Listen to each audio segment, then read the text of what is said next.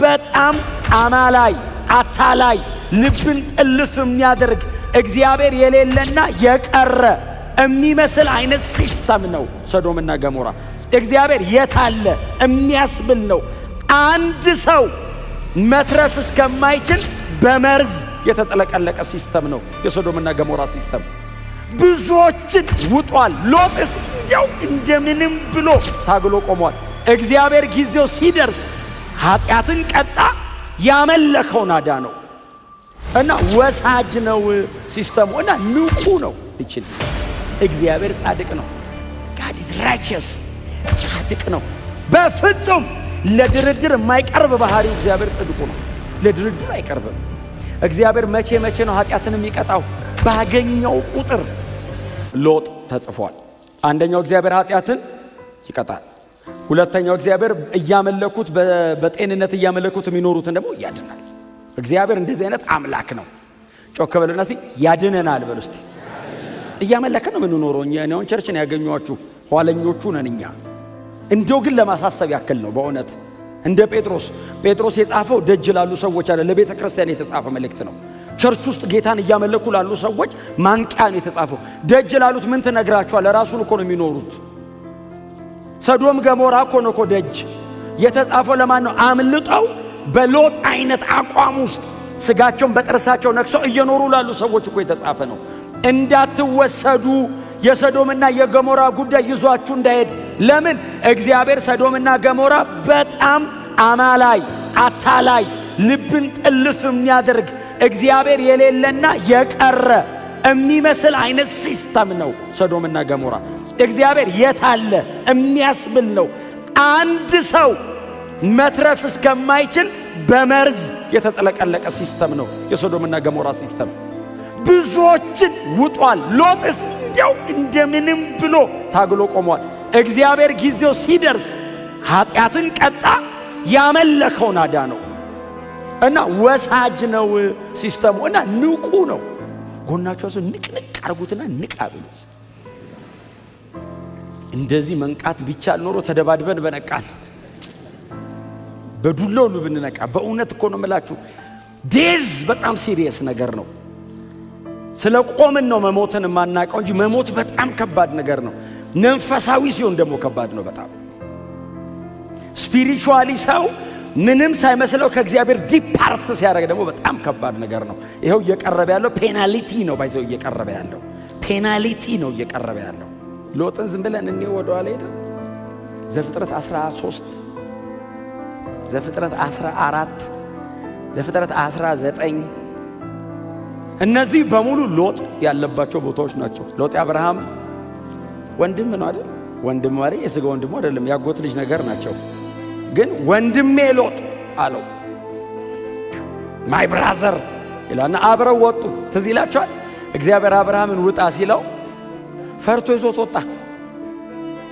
ሰውየው ባይዞ ተከትሎ ይወጣ ነው። ጌታ አብርሃም ሊወጣ ሲል ሎጥ እንዴት እንዴ የት አለው። እንደው አንድ እግዚአብሔር ነኝ የሚል አምላክ ይገርማል ተገለጠልኝ አለው። እግዚአብሔር የሚባል ተገልጦ ያውቅም። የመጀመሪያ ነው ሲገለጥ። የአብርሃም ብሎ ነው እግዚአብሔር ራሱ የጀመረው አይደል? እግዚአብሔር ራሱ ሲጠራው የአብርሃም ይስሐቅ ያዕቆብ ነው። ከአብርሃም በፊት የእንትና ተብሏል አይታወቅም። እግዚአብሔር ተገለጠልኝ። ማን ነው እግዚአብሔር? ዝም ብሎ ተገለጠልኝ በጣዖት አምልኮ ውስጥ እያለሁ እና ውጣ አለኝ። ወዴት ውጣ አለ? እንደው ዝም ብሎ ወደ ማሳይ ውጣ አለኝ። አመንከው? አዎ ሪል ነው አይቼዋለሁ። ደግሞ ያወራል እና ሲናገረኝ ደግሞ ውጣ የሚል ነገር ነው። ታዲያ አይ መውጣቴ ነው ግን ከብቼ ከመውጣ እንደምታውቀው ነው እኛ ዘላኖች ነን። አዎ ከብት እያረባን የምንዞር ሰዎች ነን። በየመንገዱ ጠላት አያጣንም። አዎ እንግዲህ በአባቴ በኩል በእናቴ በኩል ጠላት ሊኖር ይችላል። የሆነ ጠላት መንገድ ላይ አግኝቶ እንዳያጠቃኝ አብረኝ ትወጣለህ? እሺ። የድሮ ሰው ጥሩ፣ የዘንድሮ ሰው ረጅም ሸኝቶ ነው የሚመለሰው። አካሄዳለሁ ይላል። ይሄኛው እሺ እንውጣ አለና እድሜውን፣ ህይወቱን፣ ስሙን፣ ታሪኩን አብርሃም ላይ ለጥፎ ወጣ። እግዚአብሔር አብርሃምንና ሎጥን ያጣላቸው አይደል? እዚህ በጣም ደጋግሜ ተናግሬያለሁ። ሁለቱም ባርኮ ነው የለያቸው አይደል? አጠገባቸው ለሰው ተባርኮ ቢለይ ጥሩ አይደለም? በእውነት ነው የምላቸው። እናንተ አብርሃም ሁኑና ግን ሎጥ አሁን ካጠገባቸው ወድቆ ቢለያቸው የኔ አምላክ ነው የምትሉት ባርኮት ይሂድ። በዛ ይላል አይደል? ከብታቸው በዛ፣ አህዮቻቸው በዙ። ምን ያርጓቸው? መጽሐፍ ሲነገር ምድር አልበቃቻቸውም ይላል። ምን ማለት ነው? ምድር አልበቃቻቸውም ራሱ ድሮ አይ በቃ እግዚአብሔር ዝም ብሎ ነው የሚባርከው። ሰውም የለም የሚካፈል የሚሰርቅ የለም። ዝም ብሎ እንዲህ ሲያዩት መጨረሻ የለውም። ከብት በከብት አገሩን ሁሉ። ከዛ መጽሐፍ ሲነገር ሎጥና አብርሃም ተጣሉ አይደለም የሚለው እረኞቻቸው ተጣሉ ይላል። እረኞቻቸው ሲጣሉ መጡና የአብርሃም እረኞች ከሰሱ። የሎጥ እረኞች እንትኑን አስቸገሩን፣ ምንጩን ውሃውን ምናምን ሲሉ አብርሃም ሎጥን ጠራውና እንግዲህ እግዚአብሔር ባርኮናል አለው። ሁለታችንም አሁን ሰራዊት ሆነናል። አሁን ምረጥ። አንተ በዚህ በኩል የምትሄድ ከሆነ እኔ በዚህ በኩል ሄዳለሁ፣ አንተ በዚህ የምትሄድ ከሆነ እኔ በዚህ ሄዳለሁ። ምርጫውን ላንተ ልስጥ። አምነኸኝ ነው የወጣኸው። እግዚአብሔር ኪዳን ያደረገው ከኔ ጋር ነው። እግዚአብሔርን የማውቀው እኔ ነኝ። እግዚአብሔር የተናገረኝ እኔን ነው። አምነኸኝ ነው የወጣኸው። ከኔ ጋር ወጥተህ ግን የኔ አምላክ አልጣለህም፣ ባረከ። እንለያይ ሲለው ሎጥ ቆመ እና በጣም አማትሮ ሲያይ አይደለም ይለው እንደ እግዚአብሔር ገነት ይልና በግብፅ አምሳልም የተሰራችውን የሶዶምን ምድር ተመለከታት ይላል።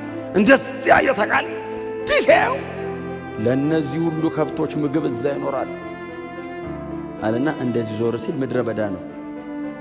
አብርሃምን አየው። ወደ ፈለከው ነው ያልከኝ። አይ እጣ እንጣጣል አይደለም፣ ወደ ፈለከው አለው። እግዚአብሔር ላያችሁ ላይ ኪዳን ያስቀምጥ። አብርሃም ይወል ምድረ በዳ ቢገባ ምንጭ እጁ ላይ እንዳለ ያውቃል። መሬት ላይ አይደለም። የትም ይግባ አብርሃም ያለማዋል።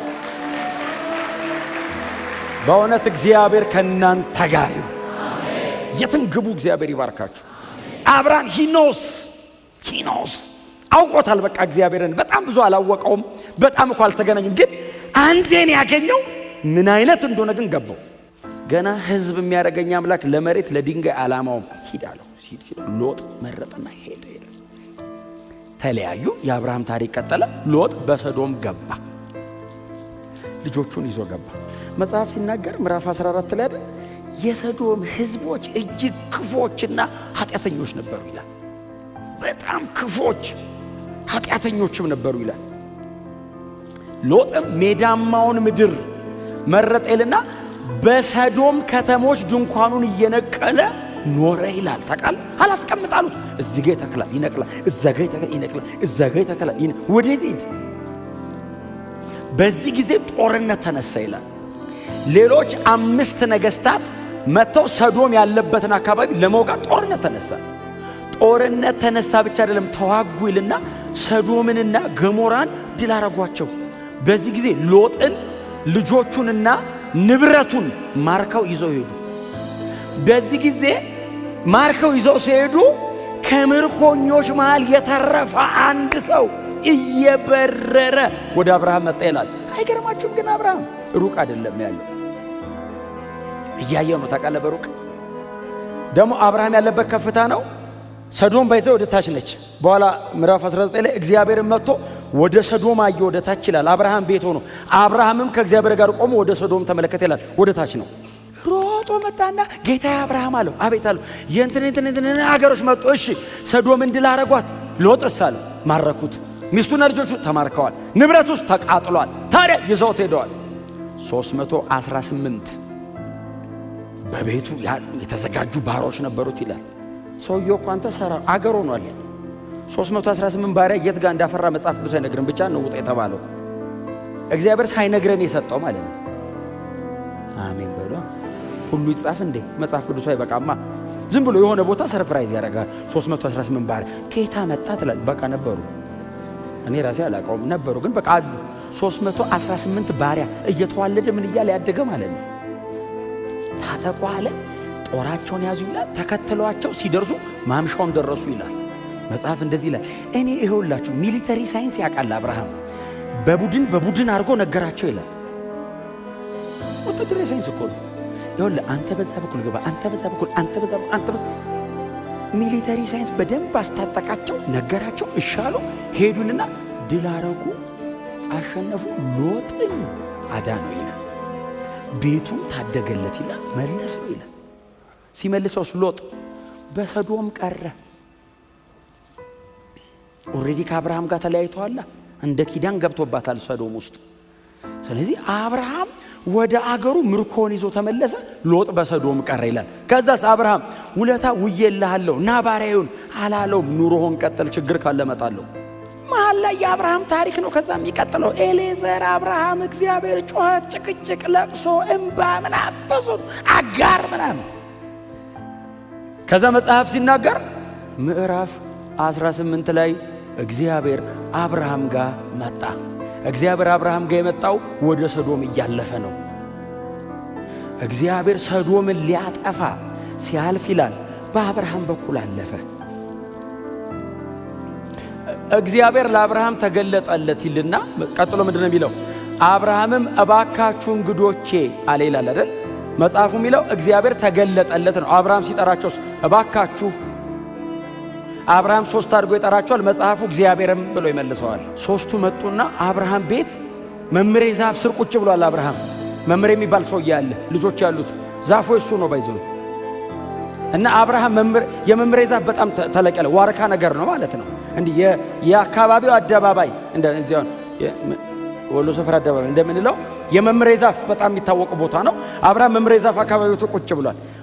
እግዚአብሔር መጣ አብርሃም ጋር። አብርሃም አንተ ጋር ነው የመጣሁት አለው። እግዚአብሔር ሆይ መጣህልኝ? ያው ታዲያ ቁጭ በላ፣ እንግዶች ቁጭ በሉ፣ የእግር ውሃ ላምጣላችሁ፣ እግራችሁን ልጠብ። የተከበረ ሰው ነው። 318 ባሪያ ያለው ሰውዬ ምንድን ያለው ልክ ሲያገኙ እግራችሁን ልጠባ፣ ምግብም ላምጣ፣ ትንሽ ቆዩ፣ ትንሽ እያለፍኩ ነው ማለት ትንሽ እባክህ ትንሽ ቁጭ አለ። እግዚአብሔር ሮጦ ሳራ ጋር ገባ። በይቶ ለበይ ቂጣ ጋግሪ።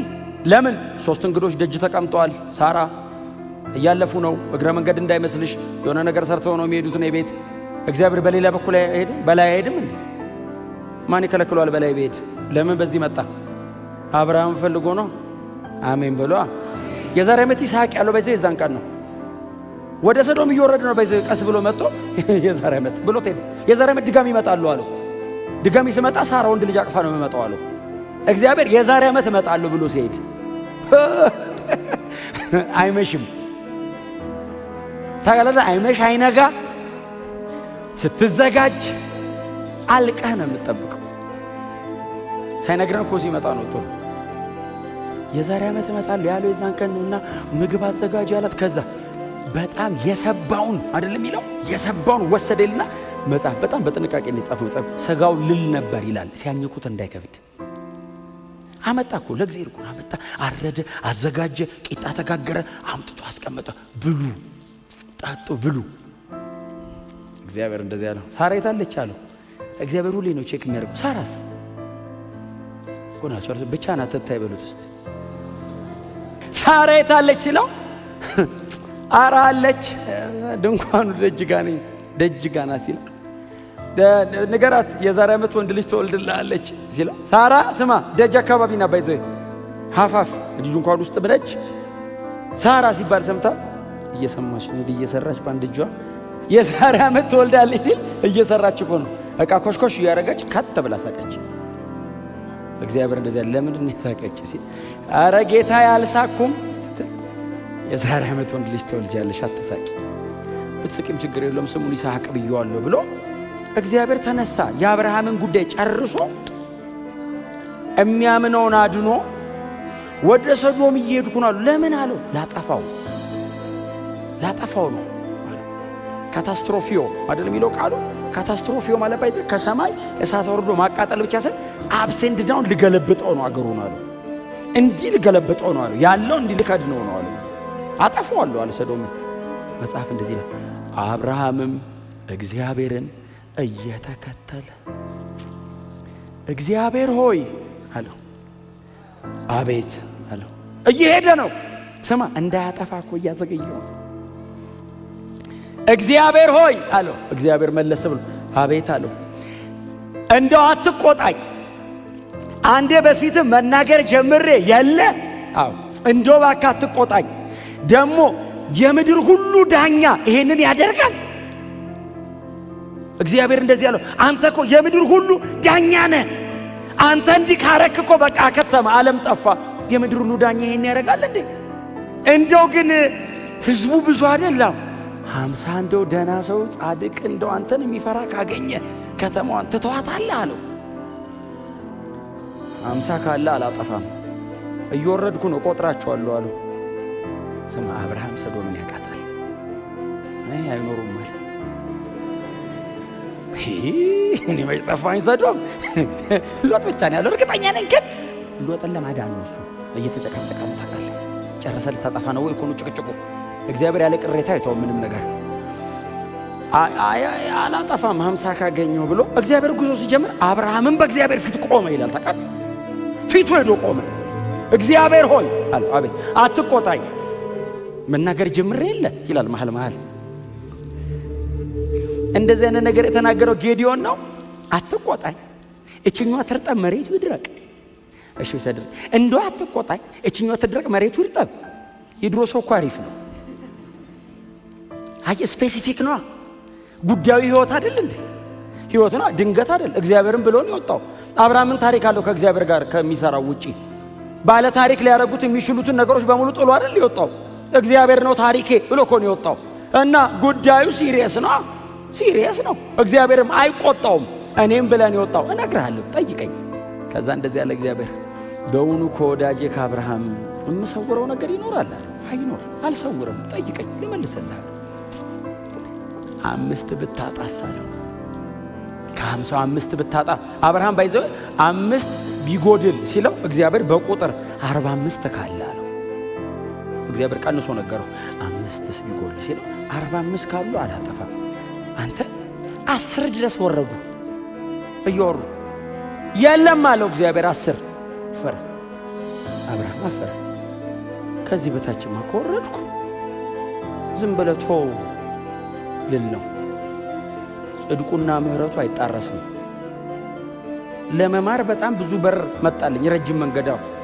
ደግሞ ጻድቅ እኮ ነው። ለኃጢአት ደግሞ እግዚአብሔር ኃጢአትን እኮ አያልፈው። የተወለደ እኮ ኢየሱስን አይቶ እንጂ አያልፍም። ሰዶምን እኮ ድራሿ እኮ የጠፋው እኮ መሃል ማን ይግባ? ደካማው አብርሃም ገባ ሊያማልድ። አብርሃም አይቀሰፍ። ኢየሱስ እሱ ሞቶ እኮ ነው የተረፍነው። በቃ ምንም የለም በሙሉ ይጠፋሉ ሲለው እኔ ልሙትና ይትረፈዋል። አብርሃም አማለደ አቃተው። 10 ድረስ ነው የምችለው አለ። የለም ማለት ነው ብሎ አብርሃም ወደ ቤቱ ነው የሚሄደው። ኢየሱስ ወደ ቤቱ አይሄድም። ለኔ ሞቶ ጨርሶ ነው የሚመለሰው።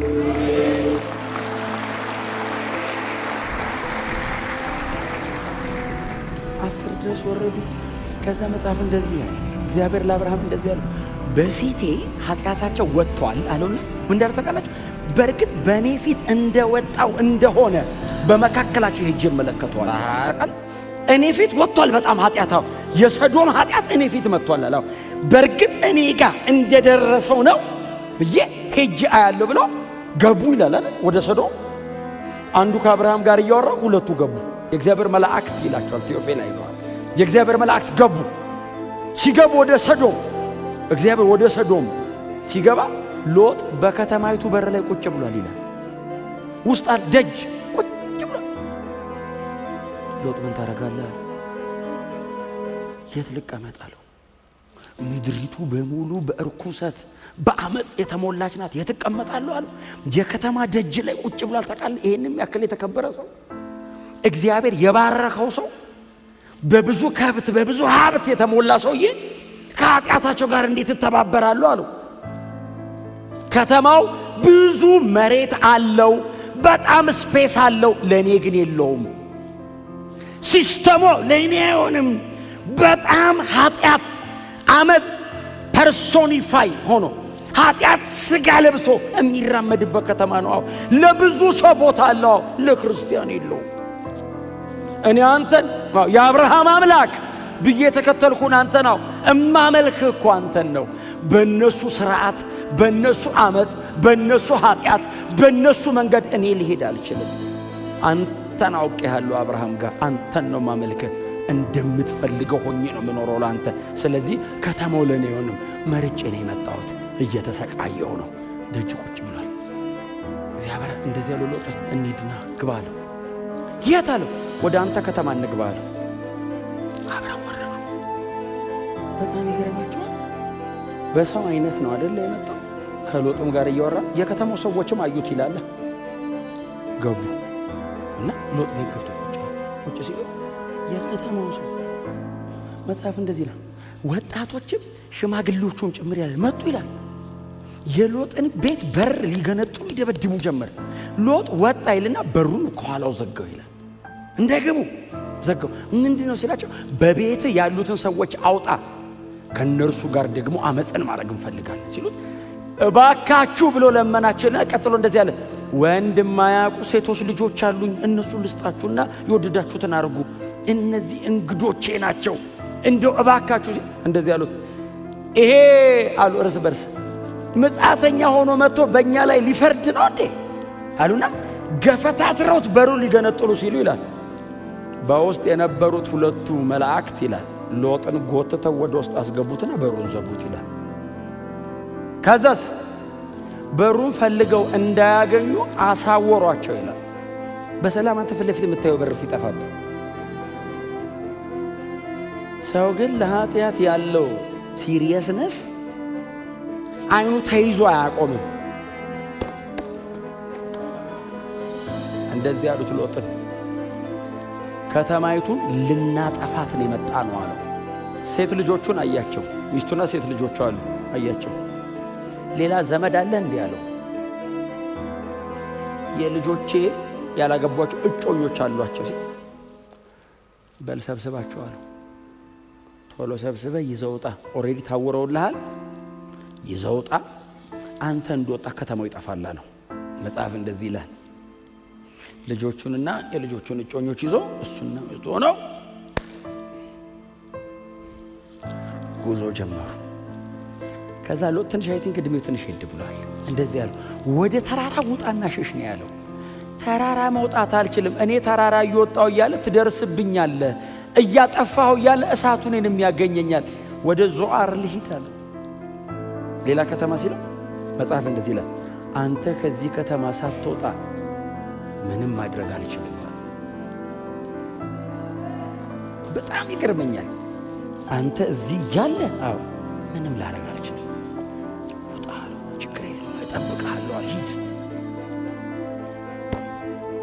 ክብር ለእግዚአብሔር ይሁን ቁጥር 7 ጻድቅ የሆነውንና በአመፀኞች ሴሰኛ ድርጊት እየተሳቀቀ የኖረውን ሎጥን ካዳነ ቃሎቹ ትንሽ ጠንከራ ይሉ እየተሳቀቀ የምትለው ቃል ትንሽ ከባድ ይችላል እንደው ዝም ብሎ ኖረ ቢሆን ኖሮ ጥሩ ነበር እየተሳቀቀ ማለት ያዋርዱሃል ማለት ነው አንተ በጽድቅ ስትኖር እነሱ በአመፅ ሲኖሩ እነሱ ጽድቅ እየሰሩ አንተ ኃጢአት እየሰራ ነው የሚመስለው ያሳቅቁሃል በጽድቅ መኖርን ያቃልሉብሃል ጴጥሮስ ለምንድነው ይሄንን የምትነግረን ሲሉት የሐሰተኛ መምህራኑ ይሄንን ነው ያደረጉ ያሉት በእግዚአብሔር መንግስት ሰው ለጽድቅ ጨክኖ ሲኖረው ይሳቀቃል ሊያሳቅቁት ይሞክራል ምንድነው ክርር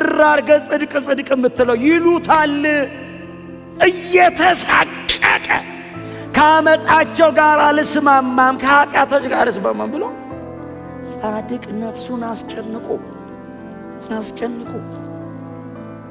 ነፍስን ማስጨነቅ ነው ማለት ነው ነፍስን አለማስጨነቅ ነው ማለት ነው ማስጨነቅ ማለት እኮ ነፍስ ፍላጎት አላት መከልከል ማለት እኮ ነው ታይ ነፍስ ውስጡና አስጨነቀኝ ተጨነቂ ሎጥ አንዴ ምን ከተማ ደጅ ያስቀመጠ ሲስተም ውስጥ አንዴ ግባና በቃ እግዚአብሔር መቼ እንደሚመጣ ምን ይታወቃል አሁን ችሎን አርግና ቶሎ ተሯሯጥና እንመርጥ ኖ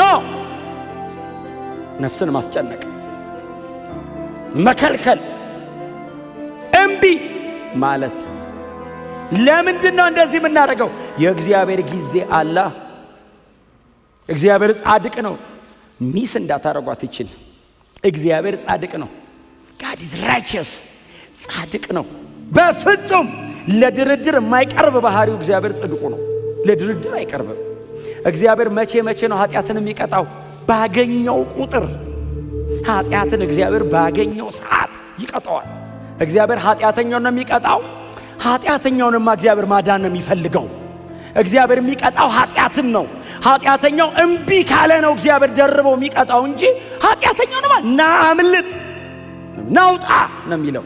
ኃጢአቱን ልቅጣው አንተ አምልጠው ነው የሚለው። እግዚአብሔርማ ኃጢአተኞችን ማዳን ነው የሚፈልገው። የእግዚአብሔር ልብ የእግዚአብሔር ኢንቴንሽን ምንም ነገር ካረጋ ኃጢአተኛን ለማዳን ነው ትግሉ ሰውየውን ለማላቀቅ ነው። ሰው ግን አንዳንዴ ልከኛ ነው። እንደ ሰዶም ሰዎች እነዚህን እንግዶች ምንም ልታደርጓቸው አትችሉም ሲል አሳውሯቸው፣ ከዛስ እንዲህ ብለው አልፈው እልከኝነታቸው እንጂ እግዚአብሔርማ ኃጢአተኛውን ማዳን ነው ፍላጎቱ።